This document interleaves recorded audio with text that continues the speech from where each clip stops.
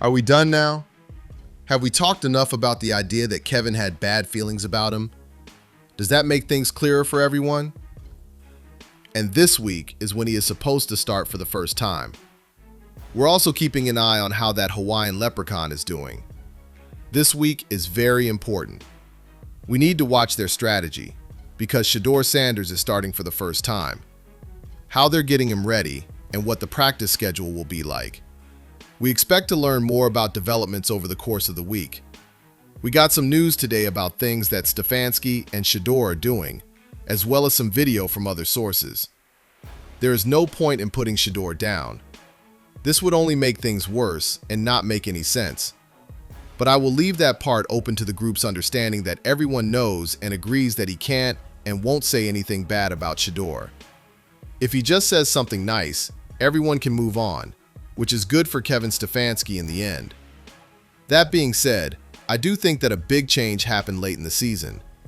When it became clear that it was a band of brothers moment, Stefanski seemed to know he was going to be fired, but he saw that Shedeur was still working hard and not giving up. I believe that a mutual respect grew. At the end of the season, something definitely happened that made me think Stefanski started to believe in himself. No one expected Shedeur Sanders to say anything at all about Kevin Stefanski.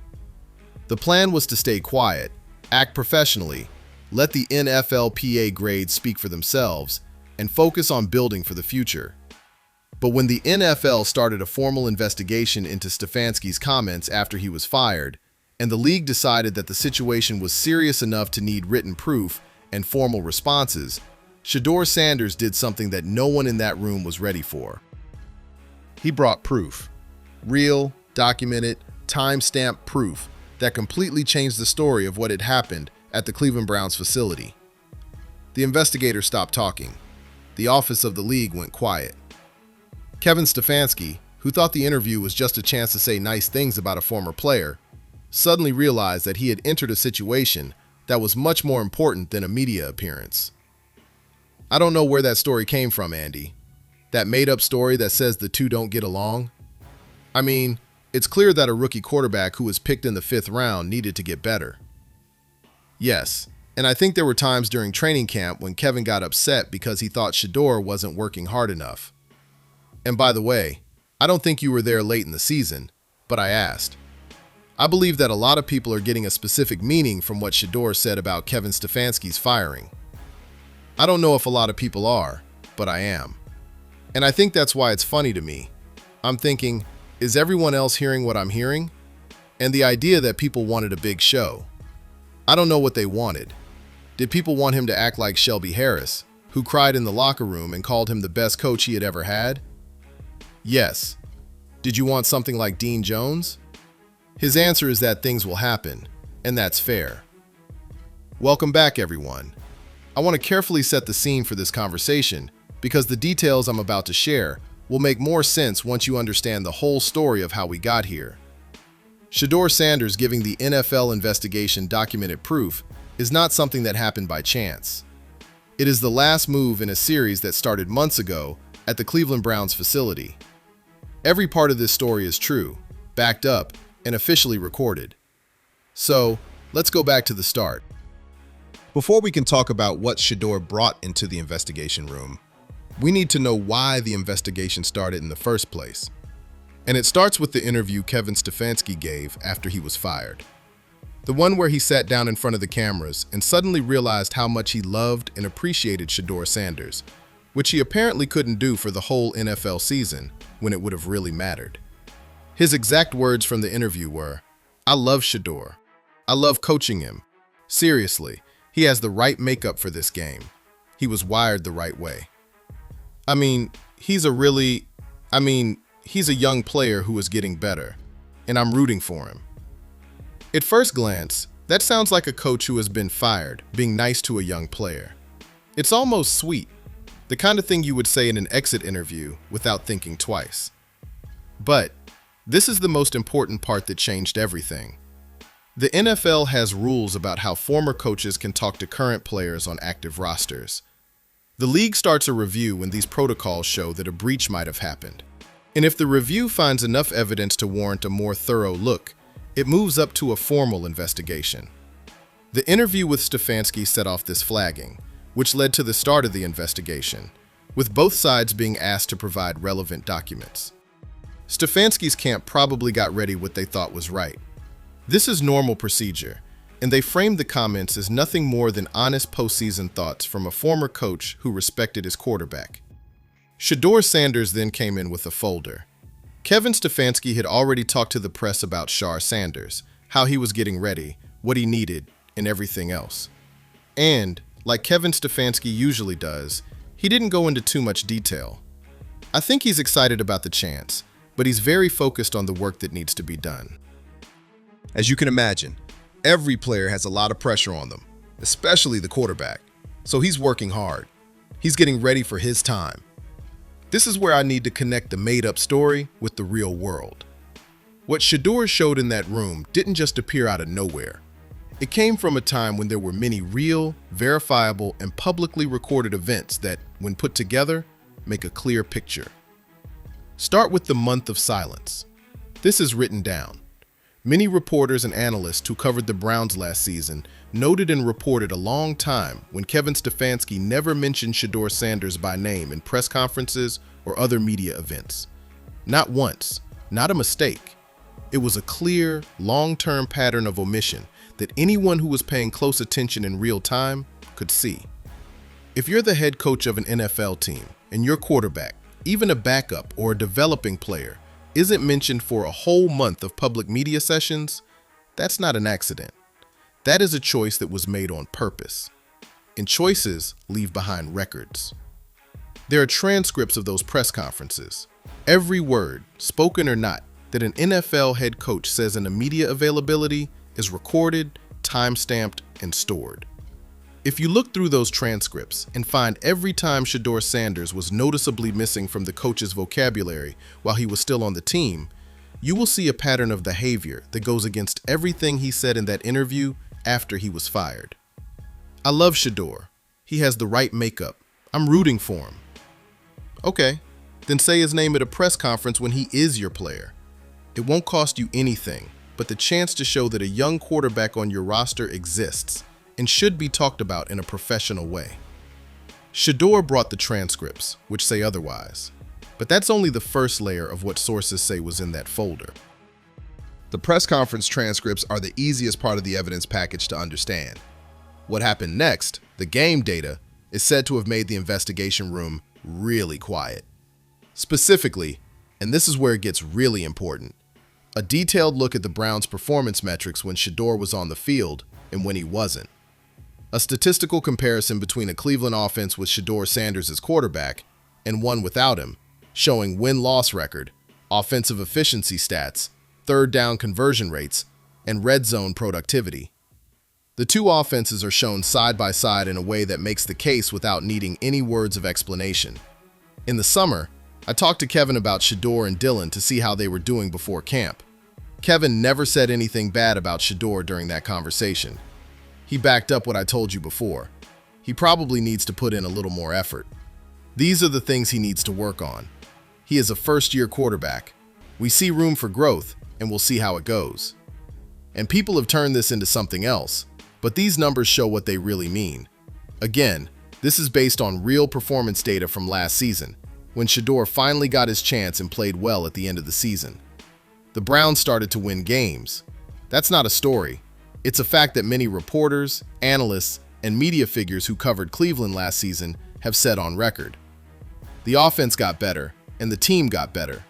The results on the field changed in a way that could be seen and recorded. And those results came after a big part of the season when the coaching staff made choices that kept Shedeur on the bench. The NFLPA player grade report says that the players in that locker room disagreed with those choices strongly enough to vote their head coach as the worst in the whole NFL. The only C- grade, which is the lowest of all 32 coaches. That grade came from somewhere. It came from players who saw those choices being made and felt their effects every Sunday. Shedeur gave the numbers, the transcripts, and, according to sources, internal communications that had gone through the right channels. These showed specific times when Stefanski's management style clashed with the overall locker room environment, which the NFLPA grades later publicly confirmed. Some of you might be thinking, wait, is Shedeur trying to get Stefanski into big trouble? Is this about revenge? Is this the kid going after a fired coach when he's already down? And that's a good question that needs a real answer.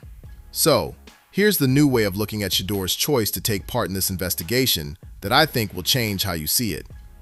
The NFL started this investigation, not Shedeur Sanders. He didn't call for punishment against Stefanski. He gave the league's formal inquiry evidence that was relevant to that inquiry. That isn't revenge, it's working with the law. And the evidence he gave is so strong because Shedeur did not put it together to hurt someone. The truth about what happened in Cleveland last season is already in press conference archives, game logs, statistical databases, and a player vote that gave the coach the worst grade in the league. All Shedeur did was put things that were already there in order and show them to people who asked for them. That is not what someone who wants revenge would do. It is what someone who kept records, paid attention, and knew from the beginning that the day might come when the documented truth would matter would do. They made sure they were ready for that day when it came. The question is Shedeur the Browns' starting quarterback? Is he still the team's main player? People I know tell me no, and I will never give up. People will change their minds if he does really well in Vegas on Sunday. Some of them will never. So many people were eager to leave voicemails, call this show, chat on the Rizzo show, and this is the part of Stefanski's story that I find the most quietly heartbreaking after he was fired. The investigation didn't just make things harder for Stefanski in terms of the law or his job. It also made things harder for him in terms of any possible league consequences.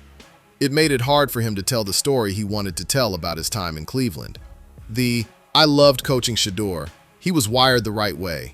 I'm rooting for him story that Stefanski told in that interview needs a version of events where the relationship was mostly good, where the problems were just normal for a young quarterback, and where the coach made football decisions in good faith because he believed in his player. Shedeur's evidence for that investigation tells a different story about the same events. A version backed up by transcripts, statistics, and the recorded voices of about 30 professional football players who lived in that environment every day and voted honestly and anonymously when they had the chance to rate their coaching staff. There are two versions of the same story. One told by the man who made the decisions in a media interview after he was fired, and the other put together from the official record of what those decisions actually did. The investigation will find out which story is true. That departure, with Shedeur leaving the building with the same calmness he entered with, no statement, no drama, not a single word to the cameras waiting outside, is the picture that sums up everything about who Shedeur Sanders is right now, and what sets him apart from all the other versions of this story that the doubters have tried to write about him over the past 2 years. He came ready, did what he had to do, and then left to focus on the next task. This whole Stefanski thing has made it impossible to deny any longer that Shedeur Sanders is not a kid who acts on emotion. This player does not let outside noise affect his choices. This person thinks clearly, acts strategically, keeps records when they matter, and believes that documented truth is a stronger argument than anything he could say in a press conference or on social media. The NFLPA gave Stefanski a C-. The players in the locker room voted. The game log showed what happened when Shedeur finally played. The transcripts of the press conference showed that the man in charge of his development never said his name in a month. Now, those papers are in front of the people who are doing the investigation. Shedeur Sanders didn't have to say anything. The receipts said it all. At the same time, while all of this was going on, the investigation was going on, the sports media was giving their opinions from all sides, Shedeur was at a school, handing out pizzas and telling kids to get good grades, stay focused, and take advantage of every opportunity that came their way. Not on social media or arguing with a fired coach, but at a school with kids. That's where he put his energy when he wasn't in the investigation room. The biggest story here is the difference between the noise around him and how he really spends his time. This is the story that gets lost every time someone tries to make Shedeur Sanders look like the bad guy in a story that the evidence has consistently failed to support. The investigation will continue until it reaches its conclusion. The results, or lack thereof, will be what they will be. Kevin Stefanski will move on to whatever comes next in his coaching career, with a C- from his own players and a post-firing interview that has caused more problems than it has solved. Shedeur Sanders will start a new season with a new coaching staff and a new chance. And based on what we know about how this young man works, he plans ahead, keeps records, and has a level of strategic clarity that most players twice his age never reach. This new chapter is going to be very interesting to watch. So, here's what I want to say to you. Please leave your thoughts in the comments right now, because I want to know exactly what you think. Is Shedeur Sanders the most prepared and strategically smart young quarterback in the NFL because he brought proof to an NFL investigation? Or does being so involved in a formal process against a former coach make things harder for him in league circles, which could change how front offices see him in the future? And the one I really want your opinion on: if the investigation finds that Stefanski's comments after he was fired broke league rules and he is punished, does that mean that Shedeur can officially close the Cleveland chapter and start the new season without any baggage from last year? Leave it in the comments. This channel will read every single one. And this is one of those talks that will go on for days. This channel is where the story unfolds from its very beginning to wherever it ultimately leads. If you want to know about every new development in the Shedeur Sanders story, every update on the investigation, and every chapter of what is shaping up to be one of the most interesting quarterback stories in recent NFL history, make sure you are subscribed right now and have the notification bell turned on. We'll see you next time.